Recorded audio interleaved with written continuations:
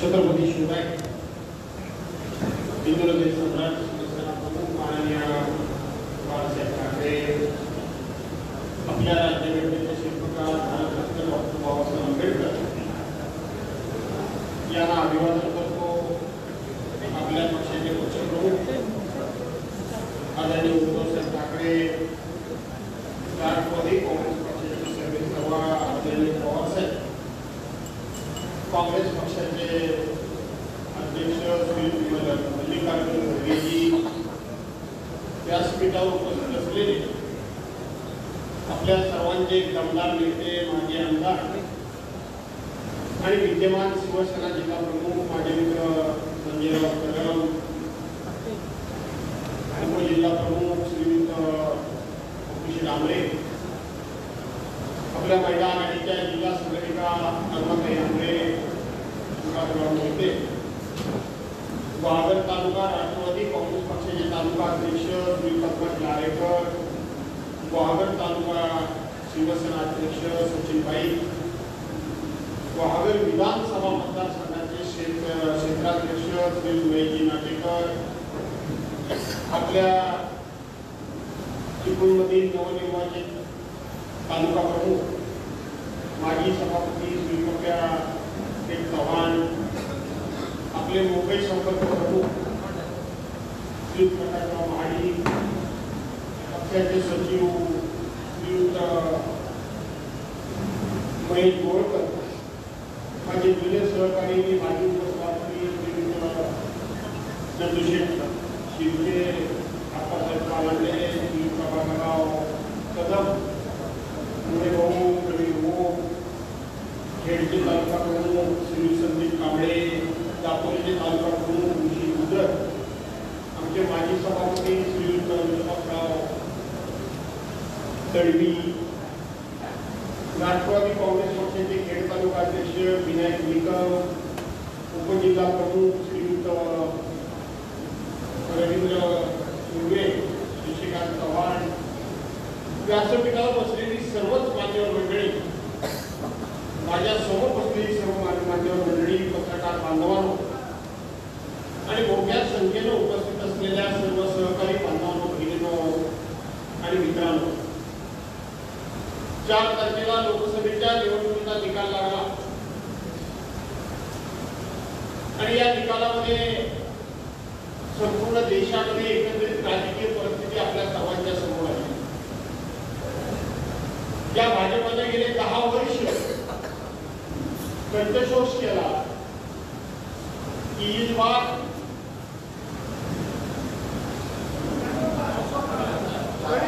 त्याच्या अगोदर 10 वर्ष कंठशोष केला की हा देश आम्हाला काँग्रेस मुक्त करायचा आहे, काँग्रेस मुक्त भारत करायचा आहे, अशा प्रकारच्या वल्गना केल्या आणि आता तर त्यांनी एवढी बदल केली की इस बार 400 पार. मध्यंतरी तर छोटी मोटी पार्टियां इस देश में हमें रखनी ही नहीं है, हमें खत्म ही करना है, अशा प्रकारचा देखील वर्गना झाला आणि म्हणून असे देश एक सत्तेचा उन्माद, प्रचंड अशी शासकीय यंत्रणांचा वापर करून आलेला मात, सर्वसामान्य माणसाच्या घरावर ईडीची, सीबीआयची, एनआयची, इन्कम टॅक्सची, पोलिसांची, एसआयटीची रेट टाकून प्रत्येकाला हैराण करून सोडलं होतं, जगणं मुश्किल केलं होतं आणि आता तर त्याची इतकी बदल केली होती की 400 पार, इस बार 400 पार. आणि मग हे 400 पार म्हणत असताना त्यांच्या पोटामध्ये पाप होतं, त्यांच्या पोटामध्ये दुष्ट हेतू होता आणि तो दुष्ट हेतू भारतीय जनता पार्टीच्या खासदारांच्या पोटातून बाहेर आला. इस बार 400 पार आम्हाला कशाला पाहिजे, या देशाला डॉक्टर बाबासाहेब आंबेडकरांनी दिलेली जी घटना आहे ती घटना आम्हाला बदलायची. या देशाला स्वातंत्र्य मिळून 75 वर्ष झाली. या 75 वर्षाचा एकंदरीत आम्ही अमृत महोत्सव पंतप्रधान म्हणून साजरा करतोय. दुसऱ्या बाजूला ज्या लोकशाहीच्या बळावर हे आम्ही करतोय ती लोकशाही संपवून टाकायची आणि मग रशिया सारखी एकाधिकारशाही, रशिया सारखा जवळजवळ अहंकारी आणि डिक्टेटरशिप अशा पद्धतीची देशामध्ये राजवट आणायची अशा प्रकारचा पाप या लोकांच्या मनामध्ये दडलं होतं. अतिशय दुष्ट हेतू ठेवून की ज्या लोकशाहीमुळं आपण या देशाचं 10 वर्ष राज्य करतो, राज्यकारभार करतो, देशाच्या प्रमुखपदी बसलेलो आहोत, त्याचा विसर या लोकांना पडला.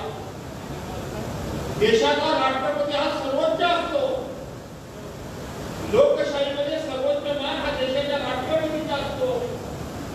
एका बाजूला एका बाजूला एक आदिवासी समाजाची महिला राष्ट्रपती म्हणून उभी करायची, दाखवायची लोकांसमोर. महिलेला संधी आम्ही दिली म्हणून सांगायचं.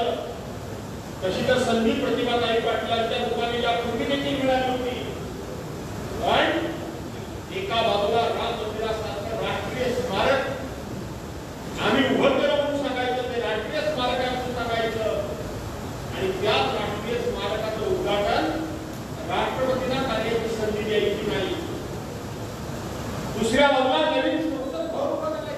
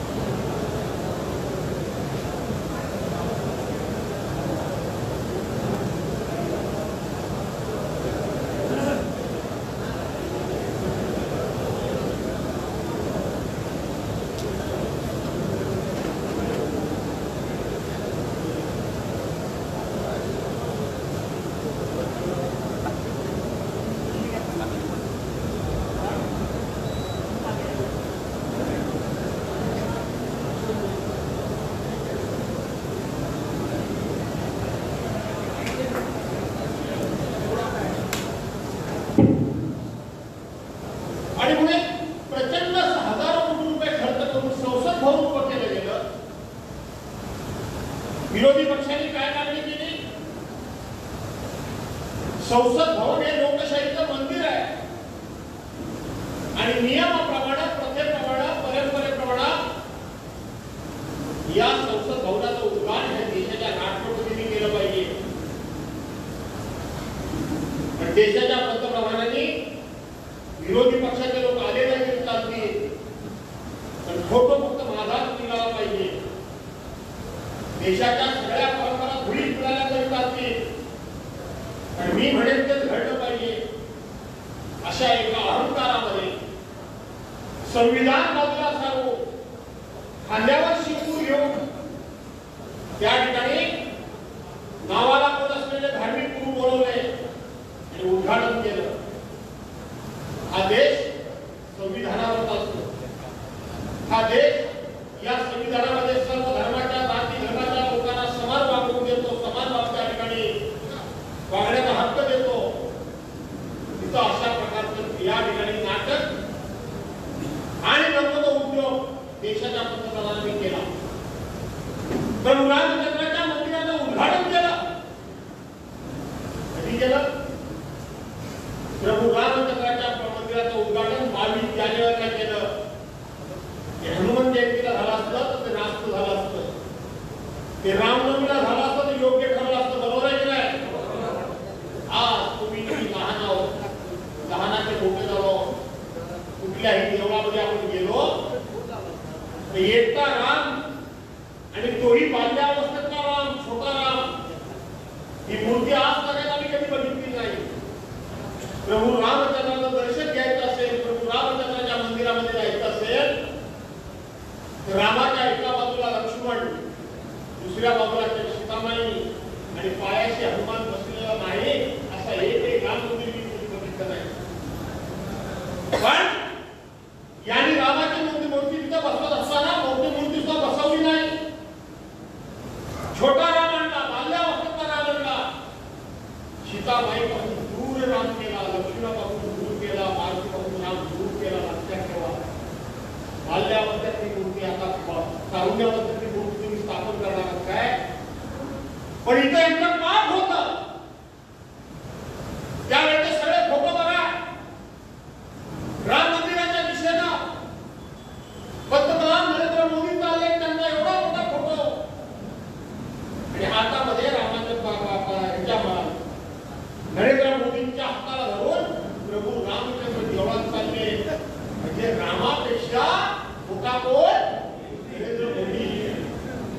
विष्णूचा 13वा अवतार ऐकून घ्या. हे तुम्हाला शेवट लोकसभेची निवडणूक संपली म्हणजे संपलं नाही. विष्णूचा 13वा अवतार नरेंद्र मोदी असा एक या देशामध्ये उन्माद मांडला होता.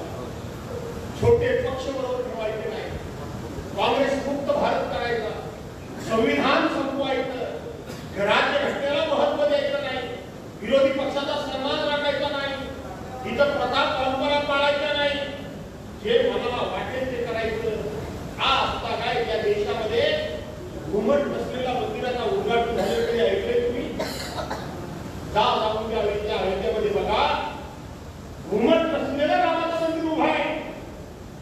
म्हणजे मी करीन ते, मला पक्षामध्ये तुम्ही आवाज द्यायचा नाही, मला पक्षामध्ये तुम्ही विरोध करायचा नाही. मातृ संघटना असलेली RSS सुद्धा 10 वर्ष तोड बंद करून मूग चिडून गप्प होती. एवढा विस्तार सांगण्याचं कारण माझा बहिण मी एवढा करतात आहे.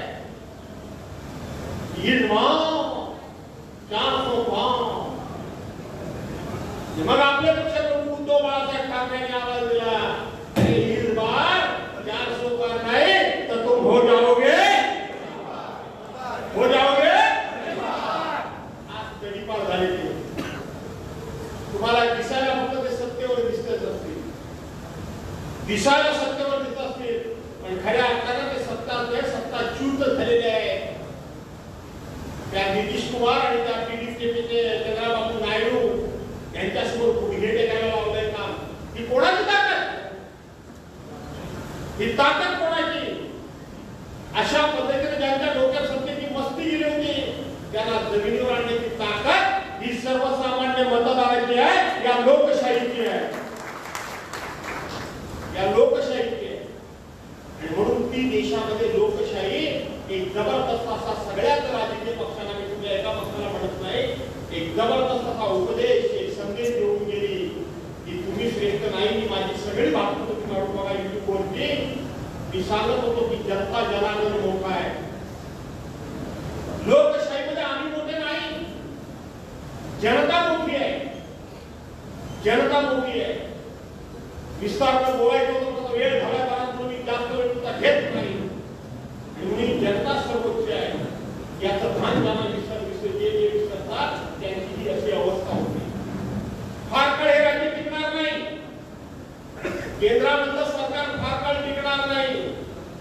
तुम्ही बघितलं कोणाकोणाला काय काय दिलं ते, कोणाला काय काय नाही दिलं ते, बरोबर आहे ना? जे न बुलाय बिन बुलाय मेहमान त्याला म्हणतात तू मान न मान मैं त्याला मेहमान ते आता रडत बसले तर मला निमंत्रण पण नाही शपथविधीचं का लक्षात आलं की तुमच्या यांनी पाठिंबा दिला तेवढ्या वर्गाला केल्या होत्या आम्हाला रेल्वे खातं मिळालं पाहिजे आम्हाला लोकसभेचं अध्यक्षपद मिळालं पाहिजे कोण म्हणाला आम्हाला बांधकाम खातं मिळालं पाहिजे दिलं ते घे नाही तर जा आता कळून चुकलंय त्यांना कारण यांच्याकडे विरोधी पक्षाचा मान सन्मानच नाही यांना गरज संपली की हे कोणावरही उलटतात काय सांगत होते हे सांगत होते काय की आमच्या नरेंद्र मोदींचा फोटो लावला म्हणून शिवसेनेचे उद्धव बाळासाहेब ठाकरेंचे 18 खासदार निवडून आले माझ्या मित्र पक्षांनी गैरसमज करून घेऊ नये मी सर्वांचाच सन्मान करू नये सर्वांना बोलले मी बॅनरचा मागे बघितला नव्हता सगळ्या नेत्यांचे फोटो आहेत की नाही आहेत मला सांगितलं पाहिजे आज अशा प्रकारचा चमत्कार घडलाय संजय राऊतांच्या नेतृत्वाने या जिल्ह्यात आपल्या भागात तुम्हाला काम पक्षाचं करायचं आहे उतारापर्यंत भाजपवाले सांगत होते की नरेंद्र मोदींचा फोटो तुम्ही आमचा लावला म्हणून तुमचे खासदार निवडून आले मी ताहू फोन प्रत्येक ठिकाणी सांगत होतो आणि 2012 पर्यंत 2014 पर्यंत कोण होते नरेंद्र मोदी 2014 पर्यंत एकाही आपल्या राजू वाघरकर एकाही आपल्या बॅनरवर नरेंद्र मोदींचा फोटो नव्हता भाजपचे पण नव्हते फक्त 1988 सालात फोटो कोणाचा होता ते एकमेव नेते हिंदुहृदय सम्राट शिवसेना प्रमुख माननीय बाळासाहेब ठाकरे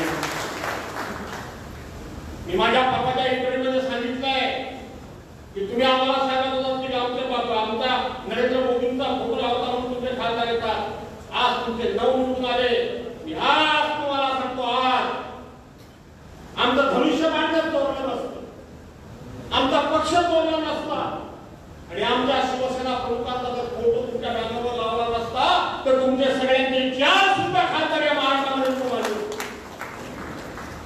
4 सुद्धा खासदार तुमचे निवडून आले नसते नियती आपला न्याय करत असते ज्या बाळासाहेबांबद्दल तुम्ही सातत्याने बोलत होता त्यांच्या सुपुत्राबद्दल वाटते त्या मर्यादा सोडून तुम्ही बोलत होता तुमची जी काही त्यांची लायकी नाही ती सुद्धा किलटी बोलत होती पण आज चमत्कार महाराष्ट्रामध्ये घडलाय काय घडलाय की 48 लोकसभेच्या उमेदवारांच्या बॅनरवर हिंदुहृदय सम्राट माननीय बाळासाहेब ठाकरेंचा फोटो नरेंद्र मोदींचा नव्हता आमच्या आघाडीच्या बॅनरवर असणार होता काँग्रेसच्या होता राष्ट्रवादीच्या होता शिवसेनेचा होता पण भाजपच्या बॅनरवर सुद्धा बाळासाहेबांचा फोटो होता एकनाथ शिंदेच्या बॅनरवर बाळासाहेबांचा फोटो होता आणि अजित पवारांच्या बॅनरवर बाळासाहेबांचा फोटो होता पण आमच्या मात्र इंडिया आघाडीच्या फोटोवर किंवा बॅनरवर नरेंद्र मोदींचा फोटो नव्हता हा नियतीचा न्याय आहे याला नियती म्हणतात नियती प्रत्येकाचा हिशेब करत असते मोहन मिर्गल वगैरे भागवत वगैरे काम करण्याजोग बसलेले आहे माझ्या आयुष्यामध्ये अनेक चढउतार आले मी नेहमी सांगत असतो नियती न्याय करत असते मी अन्यायाने वागत नाही इथं नियतीने ह्यांच्या विरोधात न्याय केला आहे यांना अक्कल शिकवलेली आहे म्हणून आज देशामध्ये काँग्रेस मुक्त भारत म्हणण्याची वेळ आज भाजपा मुक्त भारत म्हणण्याची वेळ आली ही लोकशाहीची ताकद आहे आणि ह्या ताकदीला नमन करण्याकरता म्हणून या आपल्या भागातल्या रायगड लोकसभा मतदारसंघातून आपले उमेदवार अनंतराव विटे हरले असतील पण मी बघितलं मी ज्या प्रचाराच्या वेळेला सांगितलं होतं मला मनापासून कुणी वाईट वाटून घेऊ नये पण सातत्याने मला विरोध करणारे एक संघाचे कार्यकर्ते जे एका वर्तमानपत्राचे प्रमुख प्रतिनिधी आहेत सकाळ या वर्तमानपत्राचे त्यांनी परवा खूप छान लिहिलं त्यांनी लिहिलं की भास्कर जाधवांनी तेव्हाच सांगितलं होतं की मी मायक्रो प्लॅनिंग करतोय निवडणुकीच्या वेळेला मी कधी सभा घेत नाही मी कधी काही सभा घेत नाही पण माझं प्लॅनिंग व्यवस्थितपणे आहे मी संपूर्ण महाराष्ट्रात फिरत होतो तुम्हाला अभिमान वाटेल की तुमच्यातलाच तुमचा एक सहकारी किमान 18 लोकसभेच्या मतदारसंघामध्ये जाऊन आला 18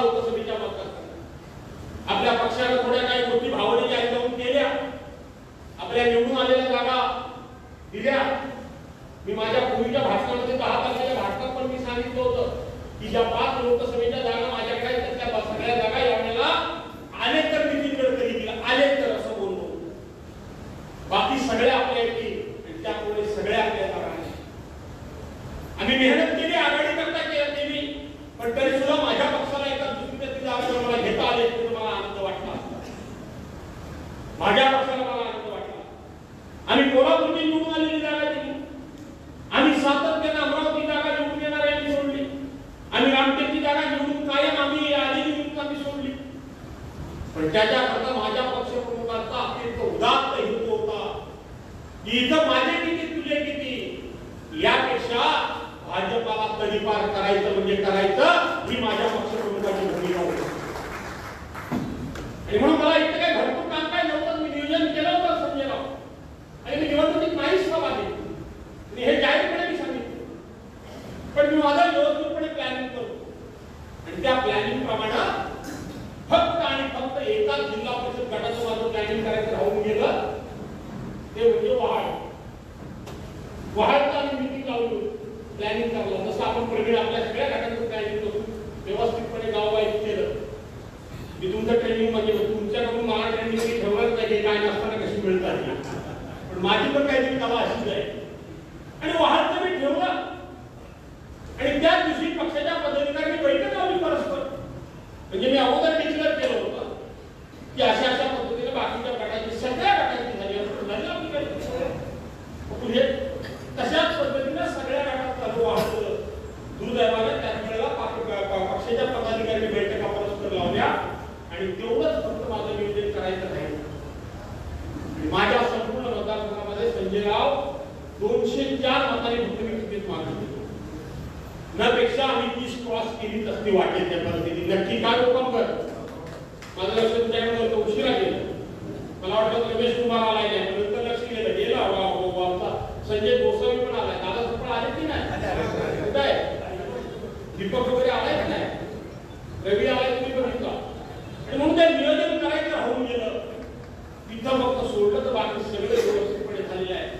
आणि मग अशा पद्धतीनं आपला जर लोकप्रतिनिधी पराभूत झाला, तर पराभूत झाल्यानंतर सुद्धा जेव्हा मी आता महाराष्ट्र पार्लमेंट करतोय त्याच वेळेला माझ्या मतदारसंघातल्या माझ्या सहकार्याने एवढं आता देखील दिलं, मग तुमचे आभार मागायला नको? तुमचे आभार मागायला पाहिजे का नको? मी आभार मागायला सुरुवात केली, काय विसरली, गावागावात त्याचा निर्णय घेतला. खरं तर दिवसागणिक माझा वाढता व्याप, एवढं माझं काम तसं वैयक्तिक वाढलं, पण नाही, जाऊन गावागावात जाऊन प्रत्येकाचे आभार मानायचे. आम्ही खाली पट्ट्यातून सुरुवात सुद्धा केली. त्याच वेळेला एक आनंदाची बातमी खडकली की माझा एक लढवय्या सहकारी, जो शिवसेनेला खऱ्या अर्थानं तो लढणारा पाहिजे, तो जिल्हा प्रमुख मी तालुका प्रमुख झाला, त्याचा सत्कार केला पाहिजे, त्याचा सत्कार केला पाहिजे. आणि मग मी फिरतीवर आहे, मला आता शुक्रवारपासून मला विदर्भाच्या दौऱ्यावर जायचं आहे. त्याच वेळेला त्याच पेपरमध्ये बातमी आली की माझ्याकडे अजिंठा सातारा सांगली आणि कोल्हापूर दिलेला आहे. तिथे जर मला जायचं झालं तर मग माझ्या सहकार्यांचा सत्कार करणं होऊन जाईल, आणि म्हणून हे सत्काराचं आयोजन आहे, आणि म्हणून हे आभाराचं आयोजन आहे.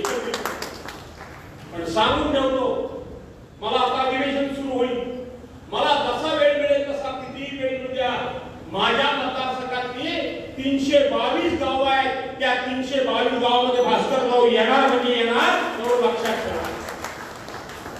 तुमच्या सगळ्यांपर्यंत येणार.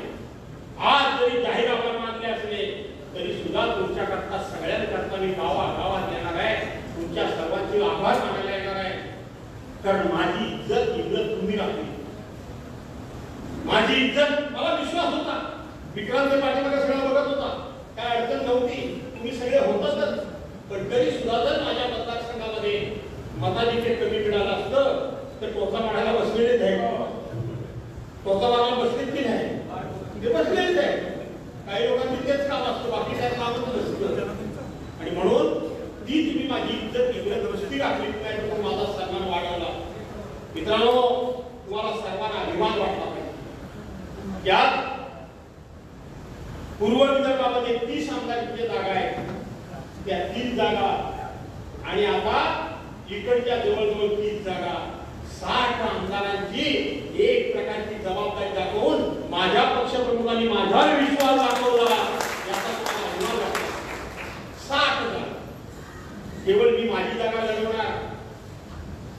गोष्टी त्यांनी मग तो निवडून आला आमदार रघुनाथराव की झालं काम. एवढं माझं काम नाही. 60 जागांवर आज मला तिकडे काम करायची संधी मिळते. याचा अर्थ 60 जागांच्या ठिकाणी माझ्यावर विश्वास दाखवला जातोय. याचा तुम्हाला अभिमान नाही? 60 जागांवर कष्ट करणार, मेहनत करणार. मला विदर्भामध्ये काही अडचण नाहीये. विदर्भामध्ये जे 28 जागा आहेत त्याच्या 15 जागा हे भाजपच्या निवडून आलेले आहेत.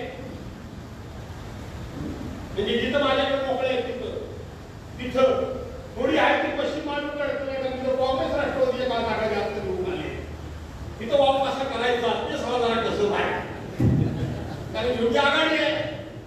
पण तुम्हाला आज शब्द देतो, भास्कर जाधव आपली बुद्धी आपलं कौशल्य वापरेल आणि तिथंही शिवसेनेचा जबरदस्त शिरकाव केल्याशिवाय करेल, सिस्टमॅटिक करेल. अंकुशला माहिती आहे, खेडला आपण काल जात होतो, कोण पॅगोडला वस्तीला राहतोय, कोण खेडला वस्तीला राहतोय, कोण चिपळूणला वस्तीला राहतोय. सातारा, सांगली, कोल्हापूर, माणसांना एवढा एक प्रचंड आनंद मी विश्वास वाटलाय.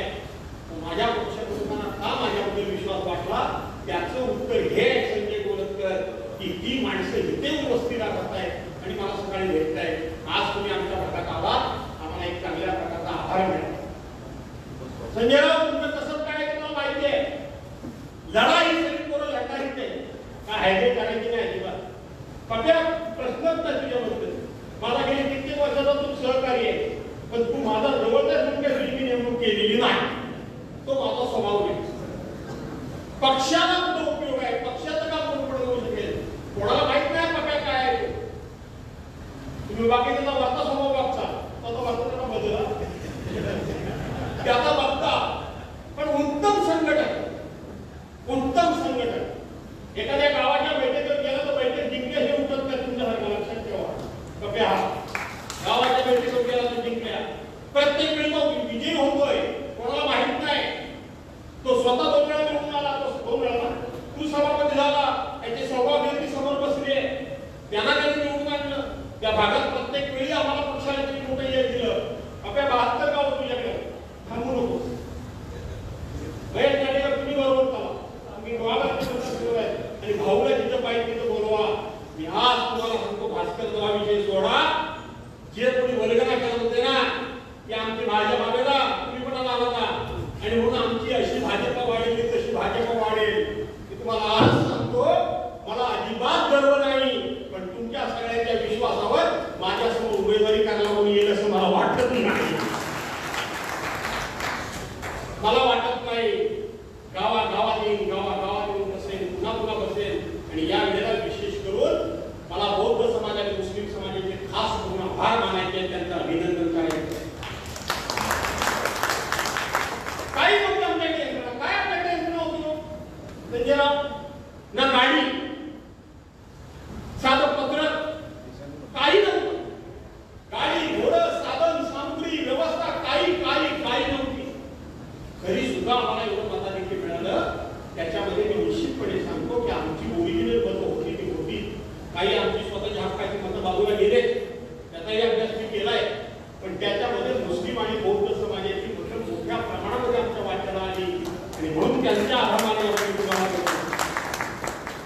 आजच्या निमित्तानं मला संपूर्ण रत्नागिरी जिल्ह्यातल्या संघटनेला आणि महाविकास आघाडीला सांगायचं आहे की राजापूरच्या टोकापासून मंडणगडच्या टोकापर्यंत भले आमचे हे दोन्ही वीर, आमचे दोन्ही उमेदवार पराभूत झाले असतील, पण आज निश्चितपणे तुमची माझी सर्वांची छाती गर्वानं फुगली पाहिजे की राजापूरच्या टोकापासून ते मंडणगडच्या टोकापर्यंत सगळ्या ठिकाणी शिवसेना आणि महाविकास आघाडीच मिळणार आहे, बाकी कोण नाहीये.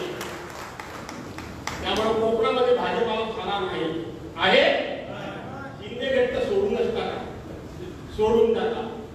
म्हणून सर्वांनी एकत्रितपणे लढा. स्वतः मोठं होण्याकरता लढा, दुसऱ्याला छोटं करणं होण्याकरता लढू नका. स्वतः मोठं होण्याची स्वप्न बघा.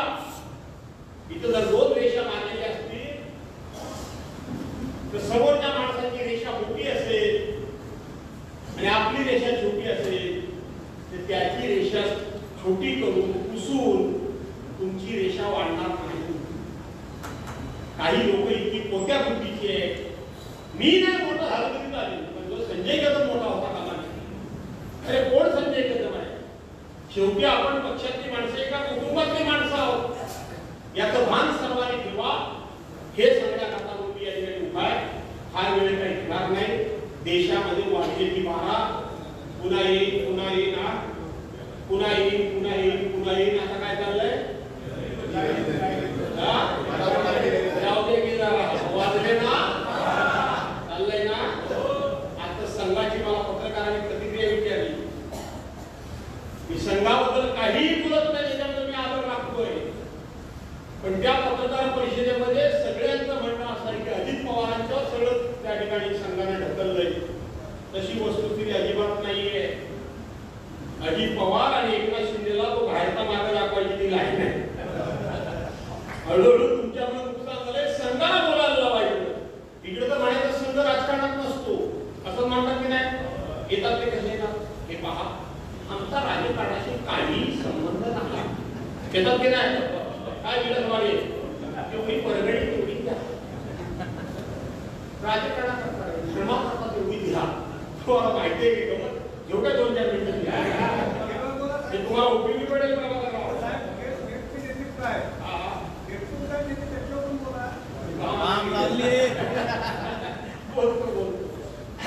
बोलतोय ना तू. आणि म्हणून काय जरा वाजले बरे थोडं वाजलं. आणि म्हणून तुम्हाला मला रत्नागिरीच्या लोकांना हेच सांगायचं सगळ्यांना की बाहेर फिरेल पण आमच्या अवताताई म्हणाल्याप्रमाणे शेवटी मला माझं घर बघून ठेवलं पाहिजे. माझ्या जिल्ह्यावर काही लक्ष राहायलाच पाहिजे. राहणारच आहे, राहिलंच. पण ठीक आहे, जिल्ह्यातला अर्धा भाग काय त्यांना निर्णय काय तो घेईल. पण संजय राऊत तुमच्या नेतृत्वाखाली अर्धा भाग आपण मजबूत करू. तुम्ही मगाशी मला म्हणाला की थोडा वेळा आधी लागल्या. मी तुम्हाला सांगतो संघटना वाढी करता थोडा नाही 100% आधी लाग तुम्हाला. माझा स्वतःचा मुलगा जरी चुकला तर त्याला बोला तरी मी तुम्हाला विचारणार नाही आज एवढे अधिकार म्हणतो. स्वतःचा मुलगा चुकला तरी संघटनेपुढं, पक्षापुढं, संघटनेच्या शिस्तीपुढं, पक्षहितापुढं माझा मुलगा मला प्रिय असेल तर तो घरी इथं नव्हे. हे तुम्हाला आजपर्यंत इथं आज अनेकांना मी सभापती केले, नगराध्यक्ष उपनगराध्यक्ष केले, अनेकांना जिल्हा परिषद पंचायत समिती केले. ग्रामपंचायत पंचायत बोलत नाही, आज पहिल्यांदा बोलतोय मी केले. मी कधीच बोलतो. अनेकांना नगरसेवक केले. एकानं सांगा हा मोहन मिरगल सारखा काही वर्षाचा सिनियर म्हणा सहकारी नगरपालिकेचा आहे. हा इथे पक्या माझा इतकी वर्षाचा सिनियर आहे. विचार त्यांच्या कामामध्ये साधा कधी चौकशी विचारा मी यासाठी करणार. पण त्यांनी शिस्तीत वागलं पाहिजे ना, नाही वागलं पाहिजे का नाही तुम्हाला ते मान्य का? त्यांनी पण डोक्यात हवा घालून घेतली पाहिजे. आम्ही जेव्हा तुमच्या कामामध्ये हस्तक्षेप करत नाही, तुम्हाला फ्री हँड देतो. तुमच्या सुखात दुःखात अडीअडचणीत आम्ही तुमच्या पाठीमागे आहोत. तुम्ही कितीही चुका करा, ज्याला पक्या मागाशी बोलला त्या चुका पहिल्यांदा मी निष्ठरतो आणि नंतर बडबडतो. चूक केल्यानंतर मी कधी बडबडत नाही. पण तुम्ही त्याच्या ब्रह्माचे अवतार नरेंद्र मोदी नंतर तुम्ही असं जर कोण वाटत असेल तर त्याला जागेवर आणायला लागतो. आणायला लागतो, आणायला लागतो, आणायला पाहिजे ना. आणि म्हणून तुम्ही आणा असं मी तुम्हाला सांगतो. मी कोणाबद्दल नाही बोलतो. माझा मुलगा जरी चुकला तरी पण शासन करत नाही. हे पद्माशिव आहे, त्यांच्याकडून मी काम केलं. विचारा त्यांच्या कामात 10 वर्षात कधी हस्तक्षेप केला.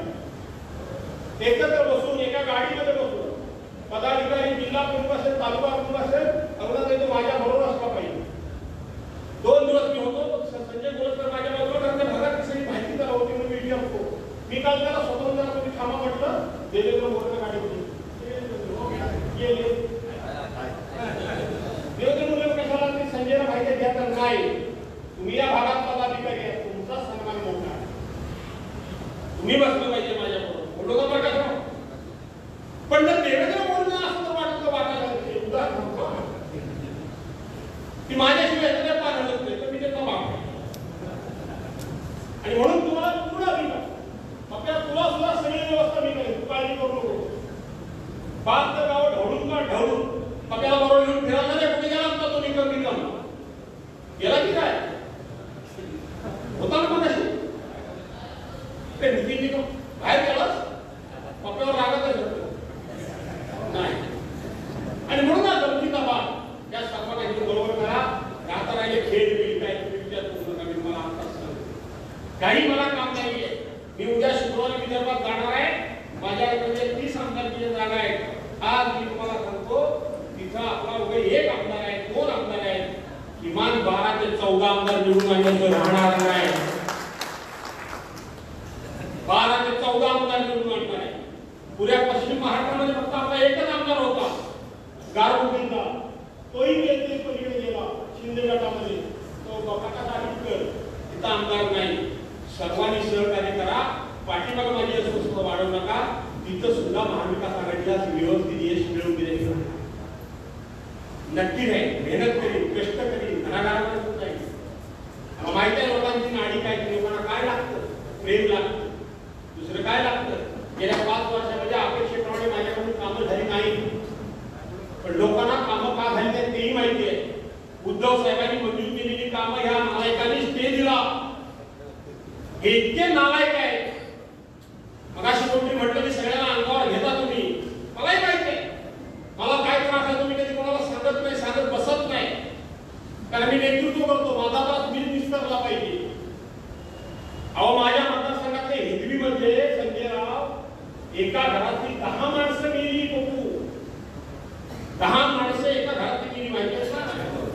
एका चिठ्ठीवर 7 प्रेत, एका चिठ्ठीवर 3 प्रेत, 2 प्रेत, एक वेगळं होतं. मुंबईत गेलं. मुख्यमंत्री असतील, उपमुख्यमंत्री असतील, अध्यक्ष असतील, यांच्याकडे 10 वेळा खेपा घातल्या, 10 वेळा सभागृहामध्ये यांच्यावर तोंड सूट घेतलं. हे इतके निर्लज्ज आहे. बाकीच्यांना आम्ही एवढी मुख्यमंत्री फंडातून मदत केली, तेवढी फंडातून मदत केली म्हणून आम्हाला बेशेरी पाठवतात, अंगाचा तिळपापड होतो. एकाही माणसाला त्यांनी 1 रुपयाची मदत दिली नाही. त्या बापाच्या घरचे होतं काय? एकाही माणसाला इतके हे नालायक आणि निष्ठुर आहे. माझ्या मतदारसंघामध्ये 3-4 माणसं पोलवरून पडून गेली. 3 मुलं त्या ठिकाणी नदीमध्ये वाहून गेली. विकास काम काय काय सांगताय तुम्हाला? इतके हे निष्ठुर आहेत. काँग्रेसने पुष्कळ वर्ष राज्य केलं, कधी मागच्या सरकारने केलेल्या कामाला स्टे दिला नव्हता. यांनी स्टे दिला. आम्ही कोर्टात जाऊन बघा. 1 पैशाचं काम आहे. काल मी तुमच्या खेळात हेच विचारत होतो पंत की रामदास कदम 20 वर्ष नुसते भुरकत होते. एवढा काम केला, एवढा काम केला, हा रामदास कदम, हा दाढीवाला, पाणी दे बाबा, पाणी दे बाबा वगैरे. सरकार करत होतं. 5 वर्ष 95-99 फक्त विश्वासाला विजेचं सरकार होतं. बाकी वेळेला काँग्रेसचं सरकार होतं. त्यांना लाजा वाटायला पाहिजे होत्या की आपण त्यावेळेला मोठमोठ्या घोषणा करत होतो. त्यावेळेला आपण विरोधी पक्षात असून सुद्धा काँग्रेस सरकारने विकासाला कधी पैसे नाही म्हटलं नाही. आणि आपण उद्धव साहेबांच्या सरकारतून निवडून आलो आणि पलीकडे गेलो आणि उद्धव साहेबांच्या बरोबर राहिले आमदार, त्यांची कामं थांबवली. लाजा वाटायला पाहिजे त्यांना, लाजा. म्हणून त्यावेळेला मोठमोठ्या भुरकत होते आम्ही कामं केली, आम्ही कामं केली. काँग्रेसने त्यावेळेला विचार काय मांडला लक्षात ठेवा की जो पालकमंत्री असताना मी विचार मांडला, एकानं सांगावं की भास्कररावनी अडवलं. काँग्रेसने विचार ठेवला होता, आम्ही काम करतो ते विरोधी पक्षाच्या आमदारांचं करत नाही, तर तिथल्या जनतेनं ज्याला निवडून दिलं त्या जनतेचं आम्ही काम करतो. थोडा मोठा विचार आहे, लक्षात घ्या. निवडून भले लोकांनी दिलं असेल, पण त्या काम जनतेचं आहे. यांनी आमची कामं थांबवली. पण मला धन्यवाद द्यायचे आहे की माझ्याकडून 4-2 कामं कमी नाही झाली, पण झाली असली तरी सुद्धा माझ्या महानगर विधानसभा मतदारसंघानं एवढं मोठं लीड दिलं, त्याबद्दल तुम्हाला घ्यावे तेवढं धन्यवाद. मी आमदार असल्यामुळे माझ्याकडे होतं नाही. त्या भावाकडे काय होतं? काय होतं? विकास कामाला पैसा नाही, आमदार नाही, बाकी पैसा नाही होतं. मला माहिती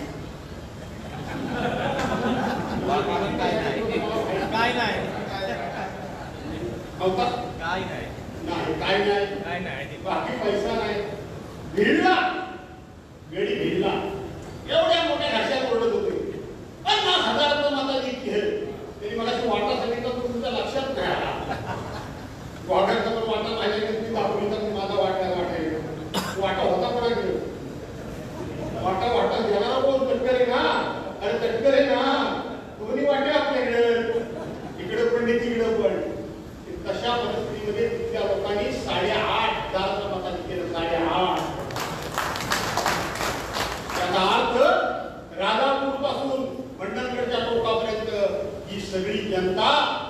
महाविकास आघाडी आणि उद्धव बाळासाहेब ठाकरे यांच्या पाठीवर उभी आहे.